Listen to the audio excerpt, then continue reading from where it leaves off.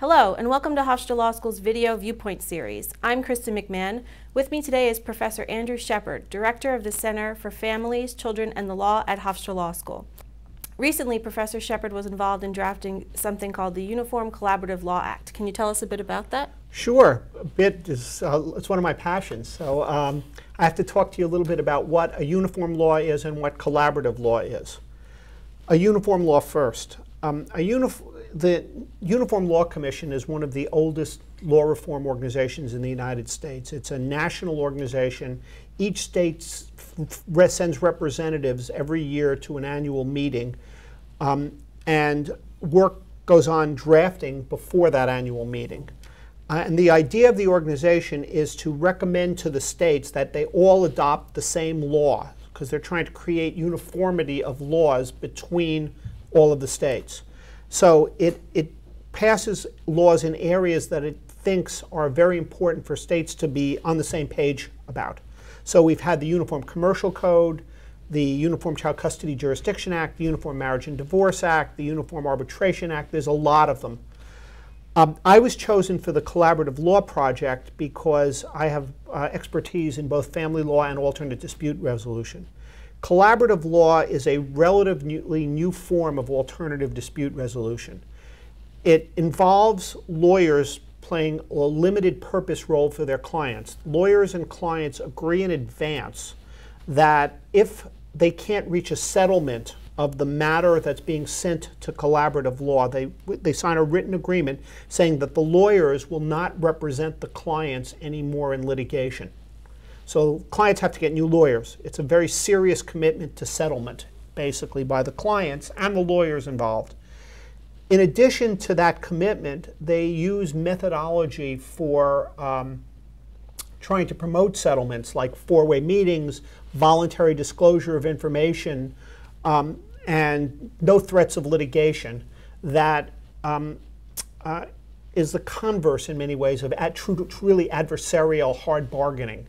They're trying to reach an agreement and trying to get their clients to reach an agreement.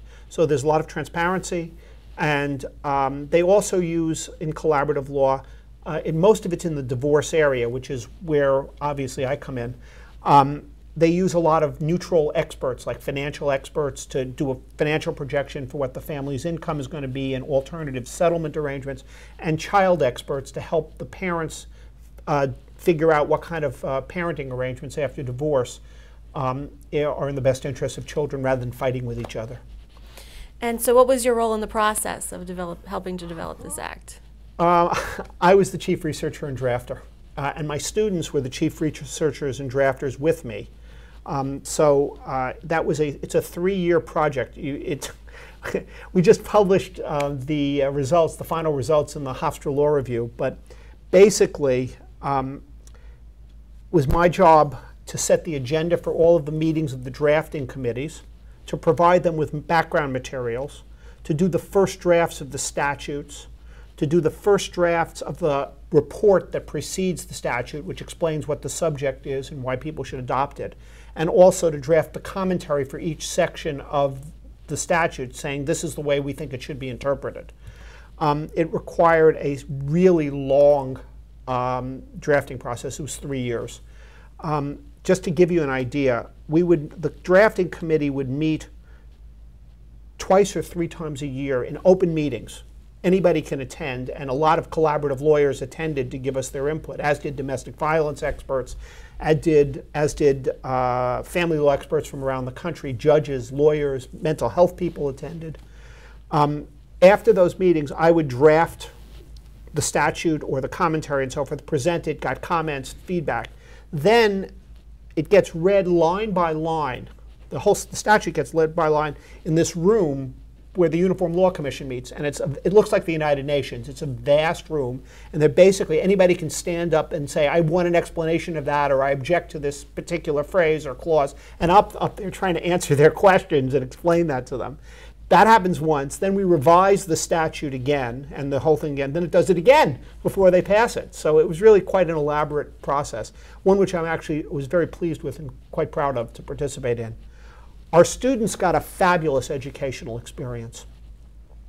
Several of them came to the drafting committee meetings and helped research and steer them and draft particular sections or research particular issues.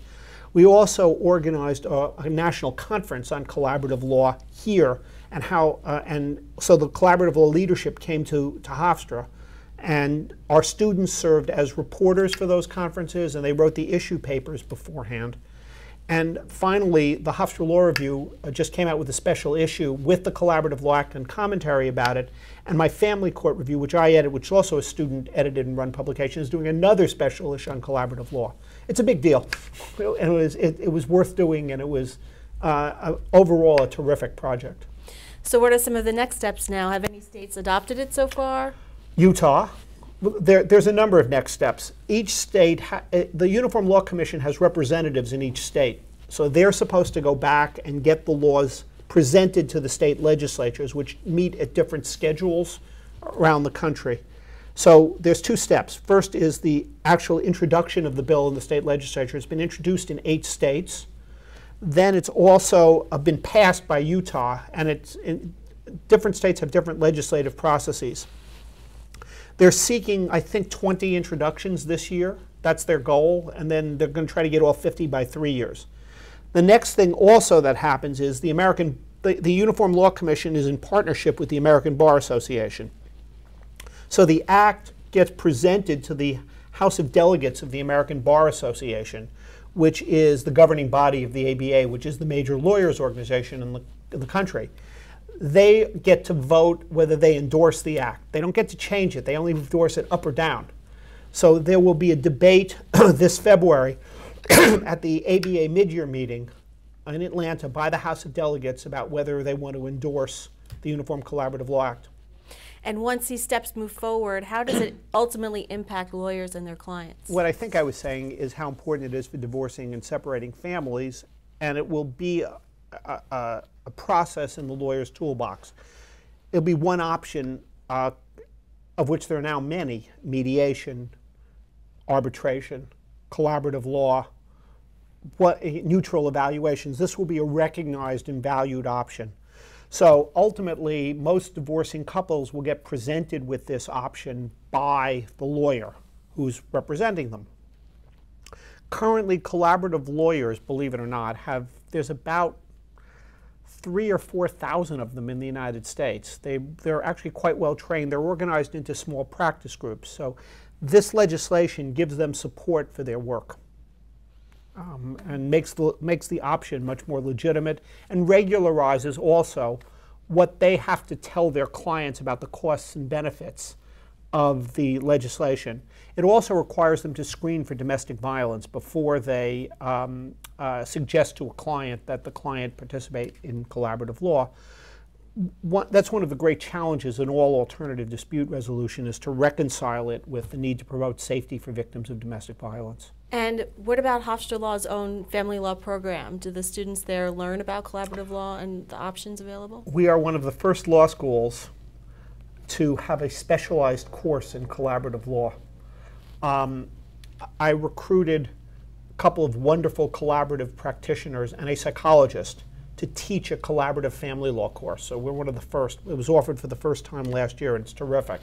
In addition, in our family law with skills course, we have a large unit on ADR, and collaborative law is one of them. I bring in collaborative lawyers to talk to my students. As I bring in litigators, I want them to understand the differences.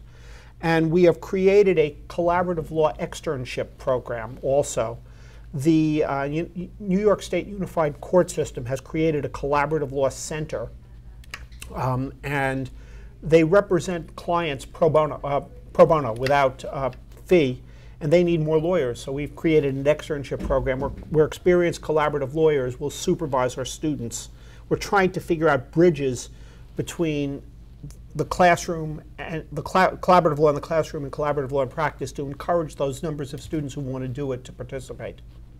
Well, thank you very much for your time. For more information about Hofstra Law School, visit law.hofstra.edu.